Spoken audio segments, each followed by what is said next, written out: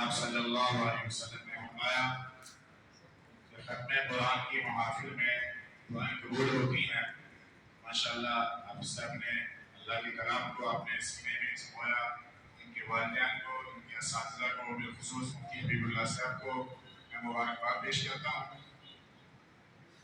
تو عرض یہ ہے کہ آپ خوش قسمت ہیں کہ آپ اللہ کے محبوب صلی اللہ علیہ وسلم کی ختم نبوت کی بات سننے کے لیے بیٹھے ہیں۔ بلکہ پاکستان میں اور باہر ملکوں میں بہت سارے درندے اللہ کے محبوب علیہ السلام کی ختم نبوت پہ حملہ کرتے ہیں یا قرآن مجید کو جلانے توہین کرنے کی کوشش کرتے ہیں۔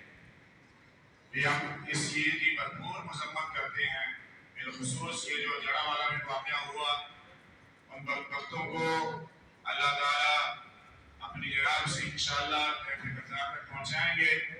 اور باقی ایک بات ذہن میں رکھیں، ختم نبوت کے لیے یا عظمت اسلام کے لیے یا عظمت صحابہ و اہل بیت کے لیے انسان پہ اگر کوئی تکلیف آ جائے تو شیب ابی طالب میں 3 دن، شیب ابی طالب میں 2 دن مسلمانوں کو اللہ کے نبی کو رہنا پڑا، اور بعد میں 3 دن اللہ کے محبوب صلی اللہ علیہ وسلم کو کسی دین کے لیے رہنا پڑا۔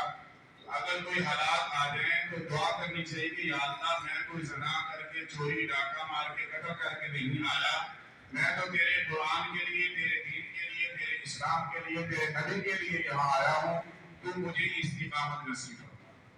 تو میں آپ سے یہ عرض کرتا ہوں کہ ملک پاکستان ہمارا ہے، اس کے قوانین ہمارے ہیں، ہمیں کوئی بھی مسئلہ اور کوشش کریں قانون کے اداروں تک اطلاع پہنچائیں۔ اور قانون کے اداروں کے رکھوانوں سے میں عرض کرتا ہوں کہ آپ ایسے موقع نہ دیا کریں مسلمانوں کو جس سے مسلمانوں کے جذبات مجروح ہوتے ہیں اور پھر مسلمان رک نہیں سکتے۔ ہمیشہ یہ ہوا، ہماری جماعتوں نے کوشش کی ہے کہ پہلے قانون کے رکھوالوں تک بات پہنچاتے ہیں۔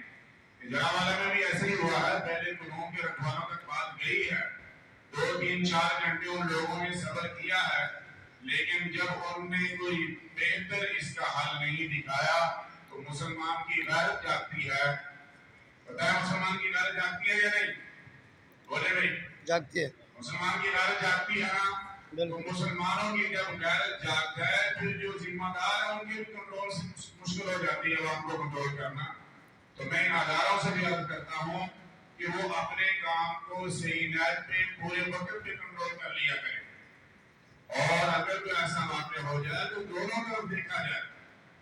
جن بدبختوں نے یہ شرارت شروع کی ہے ان کو بھی قانون کے کٹہرے میں لایا جائے، اور جن دوسرے احباب کے ساتھ ان کی غیرت کی وجہ سے ان کے جذبات بڑے ہیں تو ان کے لیے بھی ہمارے حالات مل کے ان کو واپسی لانے کی کوشش کریں۔ سب کریں گے انشاءاللہ۔ اللہ تعالیٰ ہم سب کی حفاظت فرمائے۔ الحمدللہ یہ ختم نبوت کانفرنس جو ہو رہی تھی، ستمبر کو حضرت نے بڑا مدلل بیان فرما دیا۔ آپ سب اس میں جائیں گے، مینار پاکستان جائیں گے یا ڈاکٹر پہ؟ کہاں جائیں گے؟ آج آج بول رہے ہیں وحدت روڈ، مینار پاکستان جانا یا ڈاکٹر؟ وحدت روڈ کرکٹ گراؤنڈ، وحدت روڈ کرکٹ گراؤنڈ، یہ ہمارا کریم مارکیٹ کے پاس سے یہ راستہ جا رہا ہے، ملتان چوکی سے بھی جا رہا ہے، پھر روڈ سے بھی جا رہا ہے، دوسری طرف سے جا رہا ہے۔ یہ جو روڈ ہے یونیورسٹی والا، یہ سیدھا مسلم ٹاؤن فروز پور روڈ کی طرف جا رہا ہے۔ دیکھے وہاں روڈ سے تھوڑا آگے جا کے الٹے ہاتھ یہ گراؤنڈ ہے۔ کہاں پہ ہے؟ وحدت روڈ پہ یہ گراؤنڈ ہے۔ سب ساتھی کوشش کریں گے انشاءاللہ۔ آج کی الحمدللہ صبح جامع مسجد بلال آپ کے مدرسات میں وہاں بیان ہوا الحمدللہ۔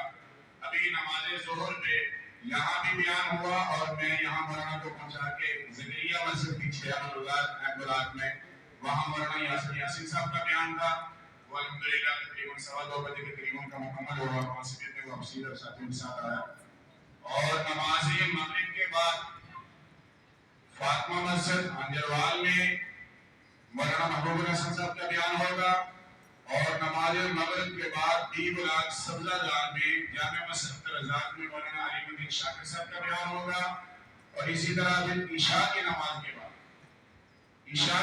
کے بعد یہ جو راستہ سینٹر والا فروغ مسجد اور یہ جو کھوکر سے ادھر کو جا رہا ہے شادیوار کی طرف راستہ، جہاں پر رمضان ختم ہو رہا ہے شادیوہ کا علاقہ شروع ہو رہا ہے تو دائیں ہاتھ میں جامع مسجد قباء ہے، جامع مسجد قباء ہے، اس میں عشاء کے بعد انشاءاللہ تلاوت بھی ہوگی، نعت شریف بھی ہوگی، مولانا محمود حسن صاحب کا بیان بھی ہوگا، آپ اس میں بھی تشریف لائیں گے۔ یہ محافل، یہ تیاری